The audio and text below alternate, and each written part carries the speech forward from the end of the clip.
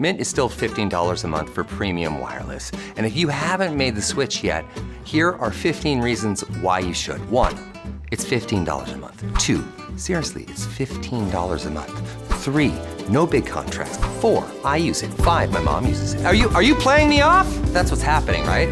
Okay, give it a try at mintmobile.com/switch. Upfront payment of $45 for 3-month plan, $15 per month equivalent required. New customer offer first 3 months only. Then full price plan options available. Taxes and fees extra. See mintmobile.com.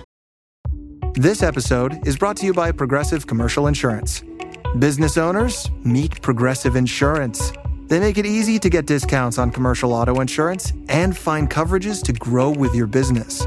Quote in as little as 6 minutes at progressivecommercial.com. Progressive Casualty Insurance Company. Coverage provided and serviced by affiliated and third-party insurers. Discounts and coverage selections not available in all states or situations.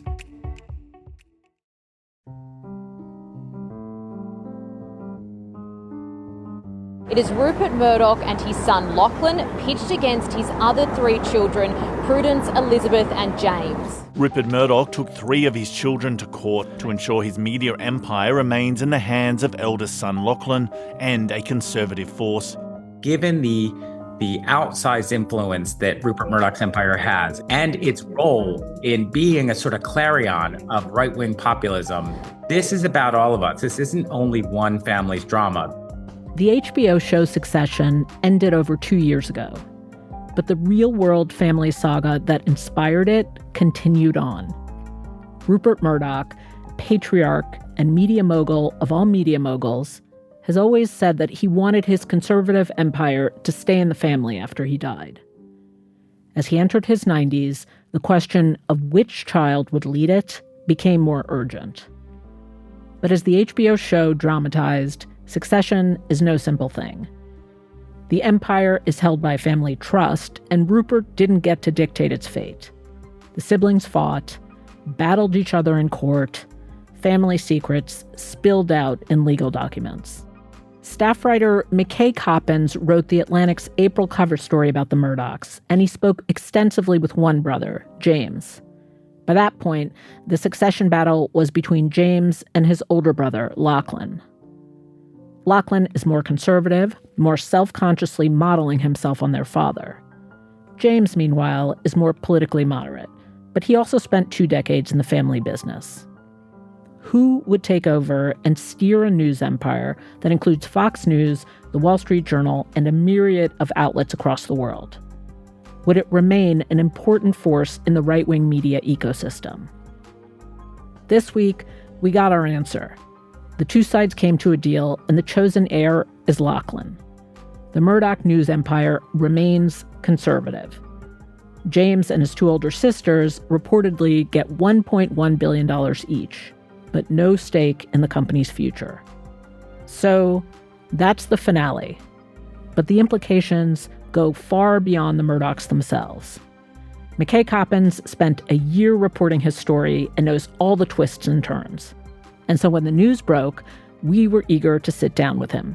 Here's our conversation. McKay, welcome to the show. Thanks for having me on. So the moment has arrived. Yes. The drama has ended, which has been going on for decades. How do you summarize how it ended? In some ways, it's basically a cementing of the status quo, right? Lachlan, the chosen heir apparent, Rupert's favorite son, the one he has always wanted to run his empire when he was gone, is now firmly established as the king in waiting and will have full control of these companies when Rupert dies without any threat of a challenge from his siblings. In some ways, I feel like it's a fascinating moment because this succession drama has really defined the Murdoch empire for decades. Like, it is the single element of these companies that has continued to pop up in coverage and speculation and scrutiny inside the companies and outside. And so I almost wonder if the Murdochs now have to kind of wonder, what are we about now? You know, like such a good point. Like, this is their meaning, and now they've lost their meaning. Right. So. And I'm sure it's look, it's a sigh of relief for Rupert. He got what he wanted. Lachlan gets what he wanted. And, the other three kids walk away each $1 billion richer. And so in a way, you could say that this was a development that led to everybody getting what they want. But in reality, it's kind of the finale of a story that has really, in very serious ways, wrecked this family and, for better or worse, defined this very powerful and influential media empire. The thing that most surprises me is that they were able to come to the table at all at this point, because when I left off right after I stopped reporting in February of this year, the two sides were really far apart. And the legal battle over the family trust had been incredibly personally bitter and angry and painful. And it had surfaced years of kind of family secrets and scheming and manipulation. And James, at least, the youngest son, did not seem eager to settle anything. And for what it's worth, neither really did Rupert or Lachlan. And so I am, I guess, a little surprised that they were able to work something out. But I'm not really surprised that it ended up in Lachlan's hands, because as far as Rupert concerned, this was always how the story was going to end. Can you lay out the battle lines for us? Because you've obviously followed it closer than most of us, and the rest of us probably have it confused with HBO Succession in our heads, and you can understand why that happens. The similarities are uncanny. Oh, hey, Dad. I like those stories you planted about me. That was... Yes, you forced my hand. There it is. What you kids do not understand, it's all part of the game. Anyway, lay out the battle lines in the real-life Murdoch drama. Who wanted what and what had developed over the past many years? Right. So the players here are Rupert, of course, the man who built the empire, the either visionary or supervillain, depending on your politics and what you think of the Murdoch media assets. And he had always built this empire with the idea that he would pass it on to his children. And at various points, he had favored different kids to take over when he was gone.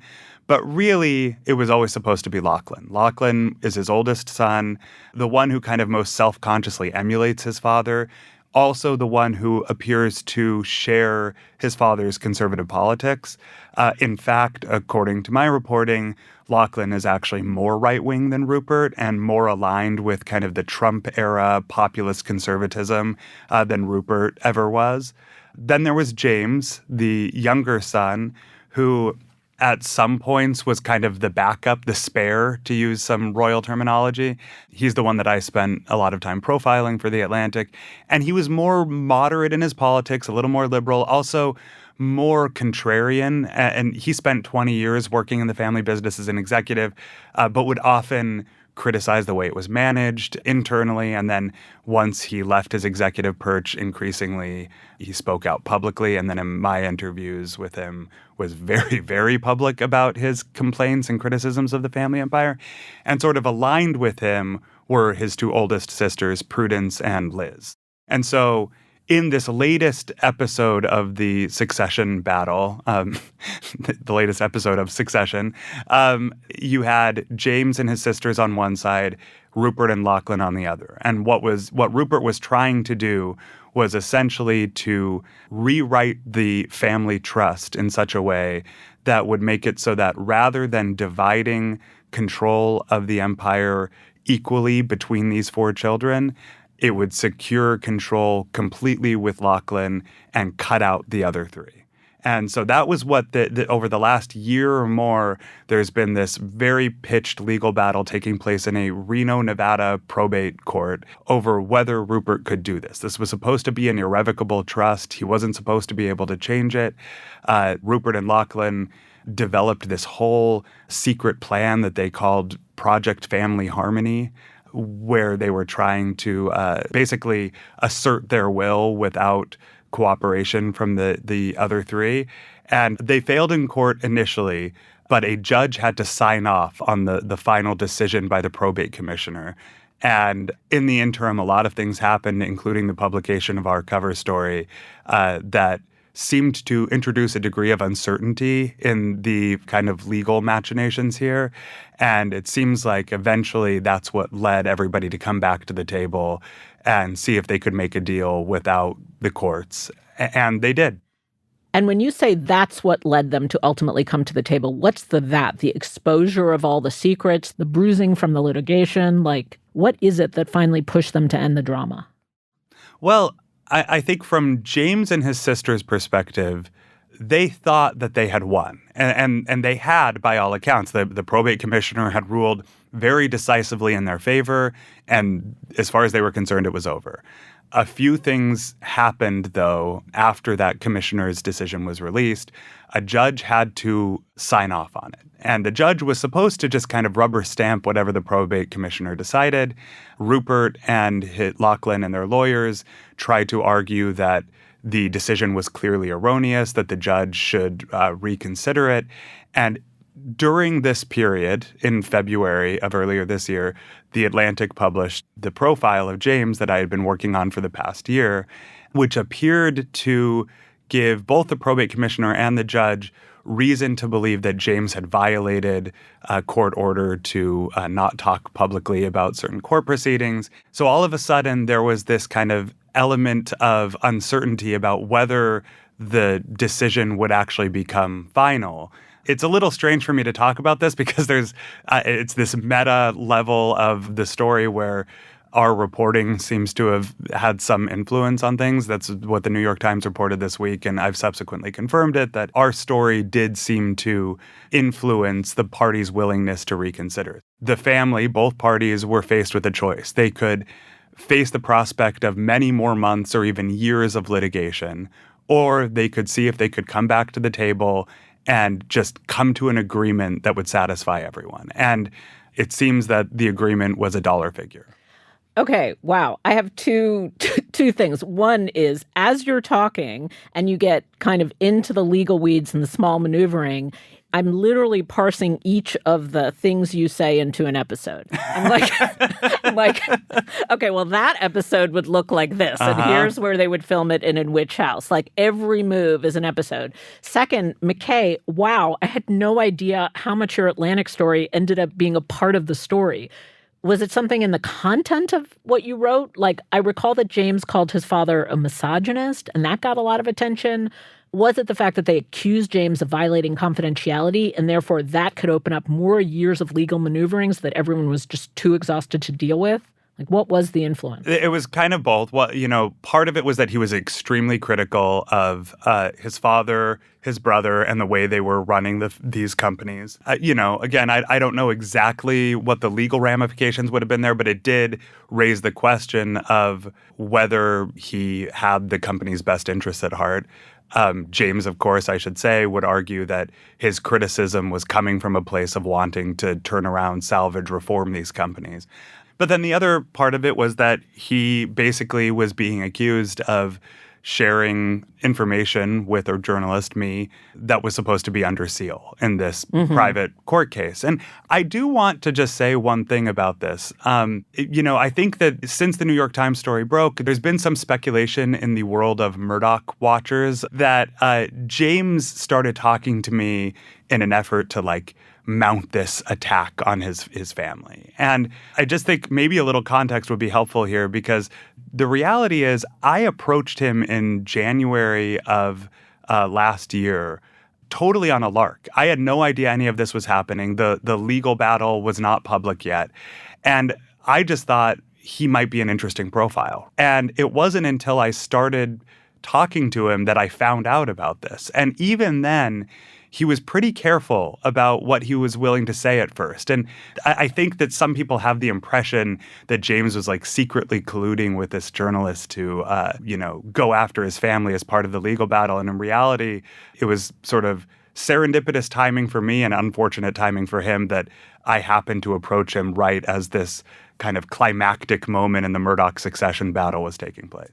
McKay, you mentioned that Lachlan, who I should say declined to be interviewed for your story, along with Rupert, might be more aligned with Trump politics than his father, or at least as conservative. And Rupert himself once said that his companies acted as, quote, protector of the conservative voice in the English-speaking world. So what does this choice of Lachlan mean for how the media empire is positioned politically? Like, does nothing change?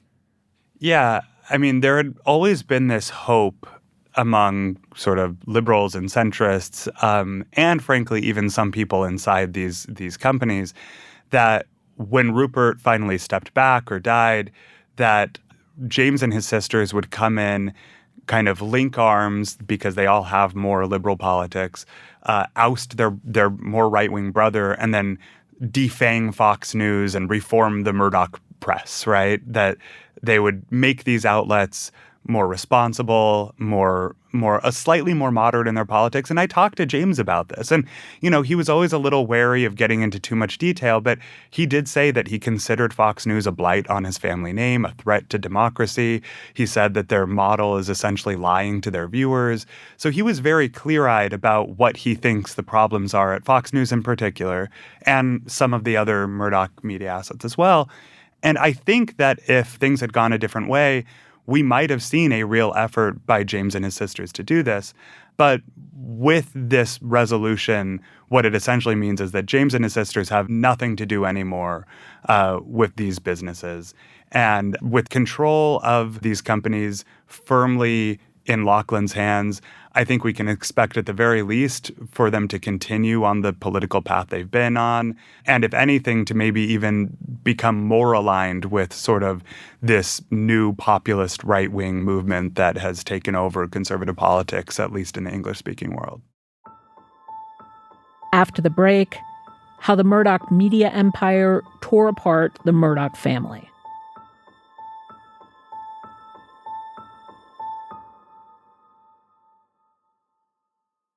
Attention all small biz owners. At the UPS store, you can count on us to handle your packages with care. With our certified packing experts, your packages are properly packed and protected. And with our pack and ship guarantee, when we pack it and ship it, we guarantee it. Because your items arrive safe or you'll be reimbursed. Visit the upsstore.com/guarantee for full details. Most locations are independently owned. Product services, pricing, and hours of operation may vary. See Center for details. The UPS store. Be unstoppable. Come into your local store today. At Blinds.com, it's not just about window treatments. It's about you, your style, your space, your way. Whether you DIY or want the pros to handle it all, you'll have the confidence of knowing it's done right. From free expert design help to our 100% satisfaction guarantee, everything we do is made to fit your life and your windows. Because at Blinds.com, the only thing we treat better than windows is you. Visit Blinds.com now for up to 45% off with minimum purchase plus a professional measure at no cost. Rules and restrictions apply.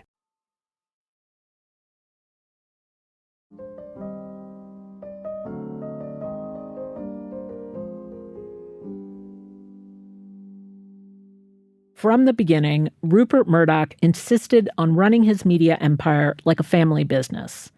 But as McKay has reported, the business took precedence over the family, not the other way around. Lachlan was chosen early on as the heir apparent, and then in 2005, after a big dispute with Roger Ailes and various other lieutenants of his father, quit in a huff and moved to Australia and actually stayed out of these companies for 10 years while James was kind of grinding away in Asia and Europe and kind of building his resume. That would be season 3, which would take place half in Australia. That's and right. And it would be like the moment that James could possibly take over. Like the moment when it seemed as if James was going to be the heir apparent. And that moment literally happened in 2015. James thought he was on the verge of becoming CEO. And he kind of got blindsided at this lunch where his brother showed up and they just told him, hey, surprise, your brother's coming back and you're going to report to him. And James was completely blindsided. He left the lunch. He basically threatened to quit. And then Rupert, kind of scrambling to control the damage and keep both of his sons in the fold, came up with this arrangement where they would both run the company together. James as CEO, Lachlan as executive chairman. it was kind of a disastrous experiment. They didn't get along at all. They were based on opposite coasts. Every major decision had to be signed off on by both of them. And they often couldn't get in touch with each other, or Lachlan would kind of stop responding to texts. It was like a real kind of comedy of errors or farce, depending on your view of things. This also happened to coincide with the rise of Donald Trump, Brexit, a major kind of shift in Western politics that really left James feeling like he was totally misaligned with the mission of these media assets. And so he found his way out. He left in 2019, still at first retaining a board seat, then giving it up. But it really isn't until right now that his involvement in the company is completely erased. Even after leaving his role in an official capacity, he still had these shares. He had these votes in the family trust that he was waiting to kind of be able to use when his father was gone. And now, with this buyout deal, he has no influence at all. Mm-hmm. I want to ask you about the Wall Street Journal, because they broke the story about Trump's alleged birthday note to Jeffrey Epstein, which the president denies writing and called a fake. Trump tried to intimidate them, take legal action, and unlike some other media organizations, they didn't buckle. What role do you think Rupert played in standing firm? And what does that say about the company and everything we've been talking about? Yeah, I think you're touching on the most interesting dynamic and the most interesting question about this kind of media empire once Rupert's gone. Because Rupert has always been kind of divided between these two impulses where he is a political operator, and he's been very deft about accumulating political power through the media assets that he owns, first in Australia, then in Britain, then across Europe and the U.S. Like, he has a very well-documented pattern of basically using his outlets to endorse or champion certain politicians and then cashing in on that influence by being able to further expand his empire, often by clearing certain regulatory hurdles with his political allies' help. So on one hand, he's a political operator, right?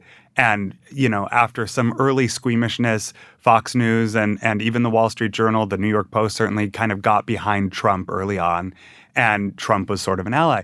But the other part of Rupert Murdoch is that he sees himself as a newsman, right? He loves newspapers. His lifelong dream, or I don't know if lifelong, but for a very long time, was to acquire the Wall Street Journal. And it took a lot of maneuvering and a lot of flattering and a lot of money, and he finally got it. And it was this trophy of his. It's, you know, his most prestigious newspaper asset, certainly in America, you could argue in the world. And so when he came into conflict with Donald Trump over this story, and Trump is saying, I'm going to sue you, and, you know, he reportedly got on the phone with Rupert and tried to convince him not to run the story, I think Rupert's newsman instinct kicked in. And he as a media mogul, as a news guy, sort of sensed blood in the water, also probably sensed this is a great story, and backed his reporters and his editors, and as a newsman should do, as a good media mogul should do.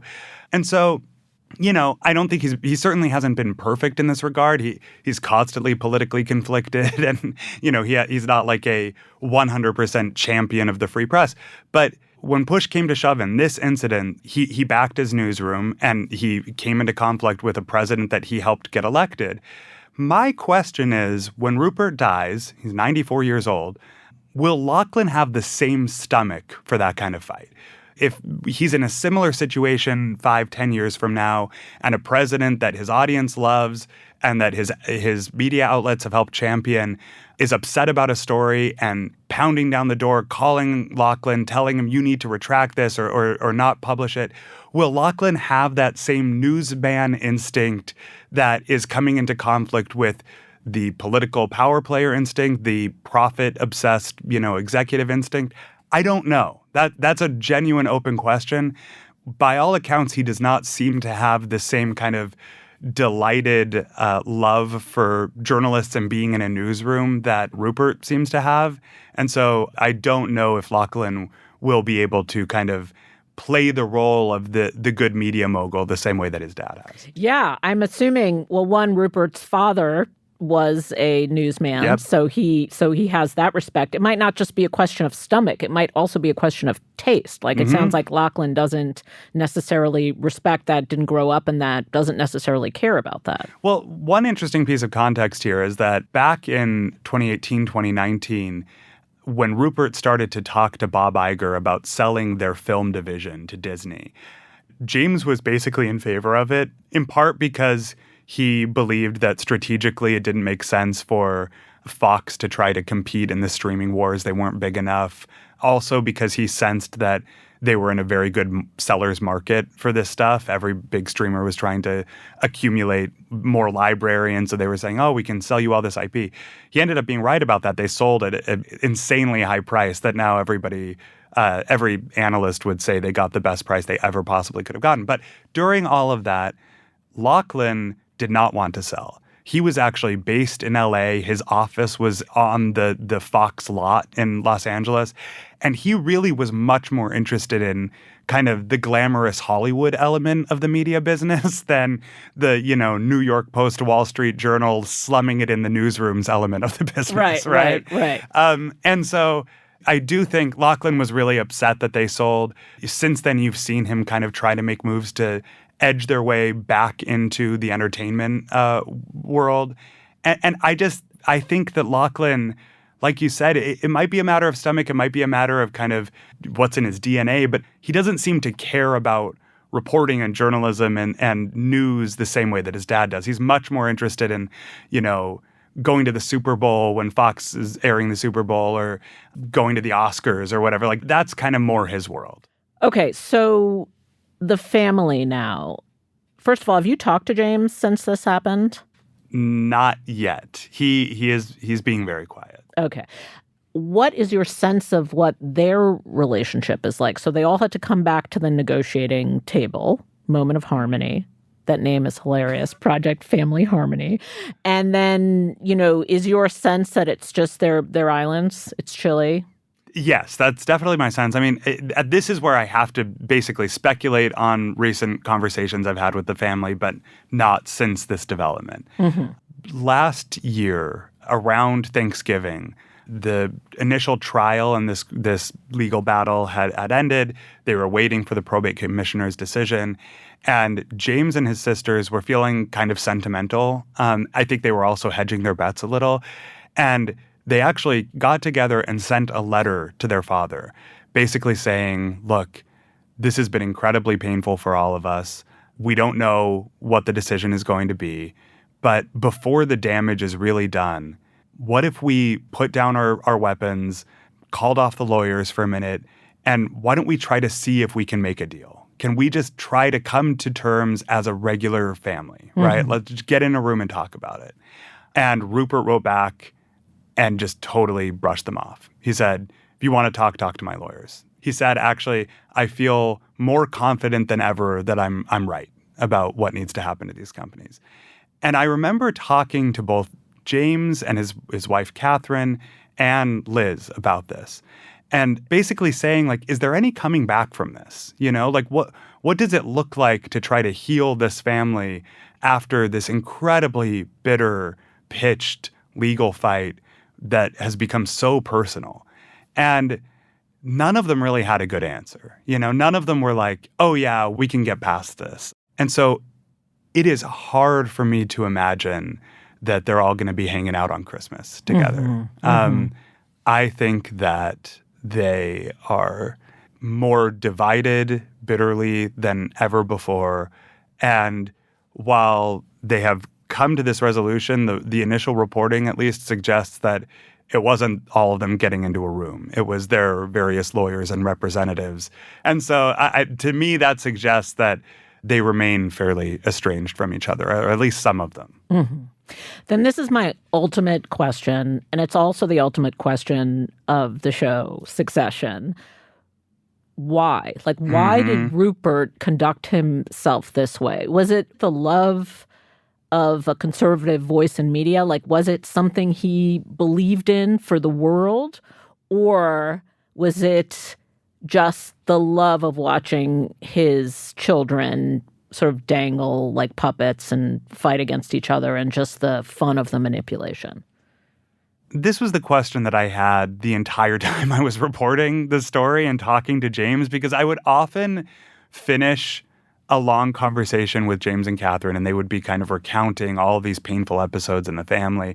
And I would be riding the train back to Washington, reviewing my notes, and just being like, this is incredibly twisted and sad, and it seems so unnecessary. Rupert could have put an end to this succession drama years and years ago. He also, by the way, probably could have had this exact deal where he gave each of his children $1.1 billion to buy them out a year ago, 3 years ago, 5 years ago, longer. But he wasn't willing to do it. Lachlan wasn't willing to do it. And I think that a couple things were at play here. I think that Rupert, as much as he said he wanted to build this family business and pass the empire on to the next generation, I think the truth was that he was always obsessed with his own legacy, right? And the whole idea of a dynastic empire can often be very fraught in this way, where the next generation, the heirs, are seen by the patriarch more as kind of reflections of himself, walking nodes of kind of immortality, right? Like he wanted immortality. He wanted to ensure that the empire would continue to be run as if he was still there. And so he picked the successor he was most confident would do that, the one who was most eager to please him, the one who built his entire life around trying to seem like a younger version of him. And the tragic irony in all of this, and in some ways I do feel like this whole story is kind of a cautionary tale, is that he ended up wrecking his family in the process. He built the family empire, he succeeded, and he lost 3 of his children along the way. Well, McKay, thank you so much for coming on and explaining this to us. Thank you.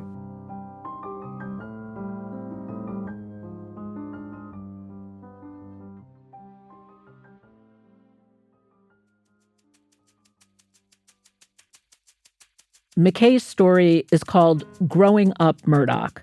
I recommend you read it. It goes way deeper on the succession drama than we could here in this episode. We will link to it in the show notes. This episode of Radio Atlantic was produced by Rosie Hughes. It was edited by Kevin Townsend. Rob Smerciak engineered and provided original music, and Sarah Krolewski fact-checked. Claudina Bade is the executive producer of Atlantic Audio, and Andrea Valdez is our managing editor. Listeners, if you like what you hear on Radio Atlantic, you can support our work and the work of all Atlantic journalists when you subscribe to The Atlantic at theatlantic.com/listener. I'm Hannah Rosen. Thank you for listening.